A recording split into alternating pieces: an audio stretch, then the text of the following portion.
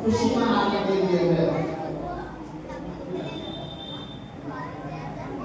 जब इमारत बनके तामीर हो जाती है, जब उसके ऊपर रंग रोगन कर दिया जाता है, जब उसकी खूबसूरती नुमाया होने लगती है, तो देखने वाले को बड़ा ही अच्छा लगता है।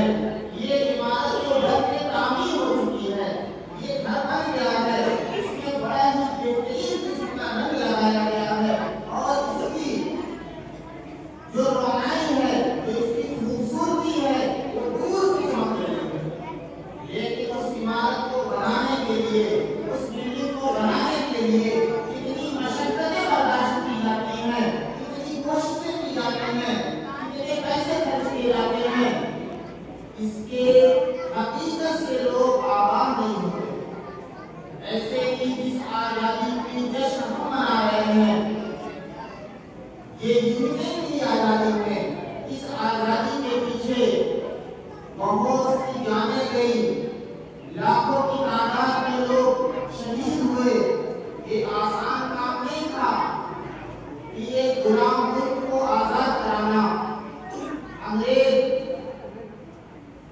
जब इस हिंदुस्तान के अंदर 1601 ईस्वी में मुनज़्ज़म शक्ल में आए और बंगाल की सरजमीन में ईस्ट इंडिया कंपनी के नाम से उन्होंने अपनी एक कंपनी बनाई, जिसका मकसद क्या था?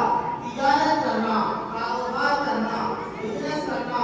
लेकिन ये अपने इस मकसद के अंदर कुछ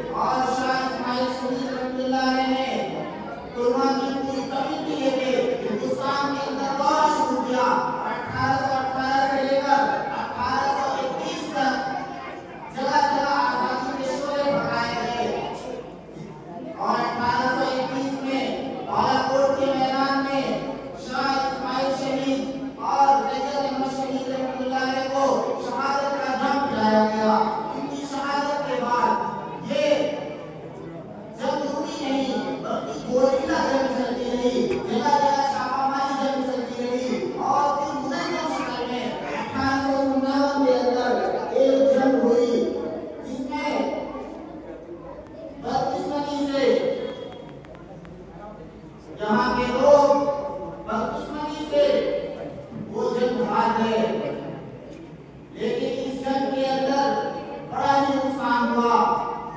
2 लाख मुसलमान इस जंग में शहीद हुए, जिनमें सिर्फ 51,500 मुसलमान थे। इस जंग को जीतने के बाद ये अंग्रेज खुश हो गए।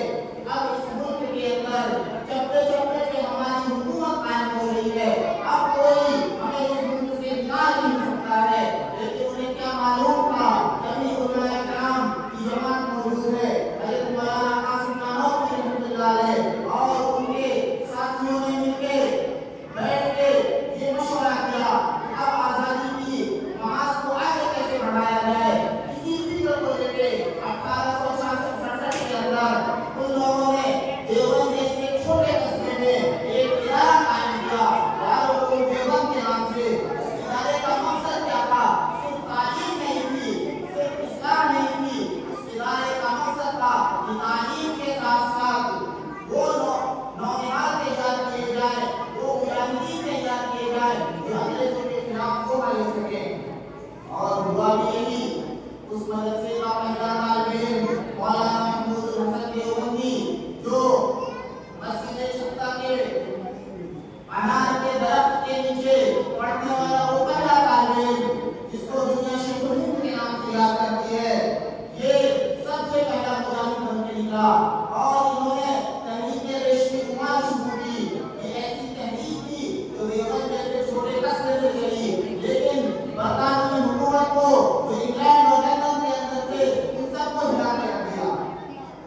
ये तहरीक क्या थी? इस तहरीक के अंदर तुर्की और अफगानिस्तान के लोगों को इस बात पे आमादा किया गया कि आप हिंदुस्तान पे हमला करें और हिंदुस्तान को आजाद कराएं, अंदर से हम आपका साथ देंगे।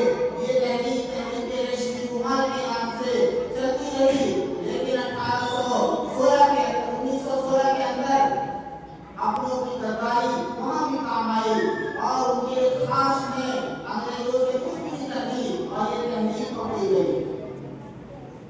वो खुतूत और वो नक्शा जो वो अफगानिस्तान में रहे थे वो पकड़ लिया गया, जिसके बदले में शेखुल हिंद रहमतुल्लाह अलैह को और उनके रफ़का को, उनके साथ जो उलमा मौजूद थे, माल्टा की जेल में उन्हें डाल दिया गया। यूं आजादी इतनी आसानी से नहीं मिली।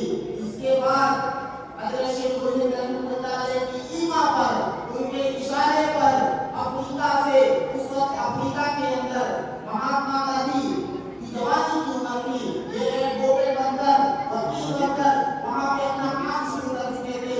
वहां के गरीब पसमानदा लोगों में मेहनत कर रहे थे। मुसलसल 2 साल से ज्यादा अरसा हो चुका था। हज़रत शेखुल हिंद रहमतुल्लाह अलैह वहां से महात्मा गांधी को बुलवाया और उनको इस बात पे आमादा किया कि आप इस समाज में हमारे साथ खड़े होइए, और उनको हीरो बनाने वाले यही शेखुल हिंद रहमतुल्लाह अलैह। उसके बाद मुख्तलिफ आंदोलन चलते रहे और सब लोगों ने मिलकर 1947 के अंदर बहरहाल अंग्रेजों को इस मुल्क से भगा दिया। हमें अपनी तारीख जानने की जरूरत है। आज 78 साल के अंदर इस मुल्क की सूरत हाल ये हो चुकी है कि हमसे ये पूछा जाता है कि तुम बताओ वतन के वफादार हो कि नहीं। मैं कहता हूँ कि आप जाएं और दिल्ली के चांदनी चौक से खैबर तक के दरख्त से पूछें जिसपे उलमा की गद्दारी रखी थी, आप मुझसे वफादारी का सबूत मांगते हैं। जाएं लाल किला पे देखें कि वो नाम किसके लिखे हुए हैं, वो शोहरा कौन है जिन्होंने इस मुल्क के लिए अपनी जानें दी थी। आज उनकी शहादत को भुलाया जा रहा है, किताबों से निकाला जा रहा है, नई पॉलिसियां लाई जा रही हैं जिसके अंदर इन शुहदा के तस्वीरों को बिल्कुल खत्म करने की कोशिश की जा रही है। लेकिन इनकी तारीख को जिंदा रखना है तो हमें उस तारीख को याद करना होगा, उसके चर्चे करने होंगे, उसका तज़किरा करना होगा, उसको पढ़ना होगा, सुनना होगा, समझना होगा। वरना हालात ये आएंगे हमें पता ही नहीं होगा कि हमारे अकाबिरीन ने इस मुल्क की आज़ादी में क्या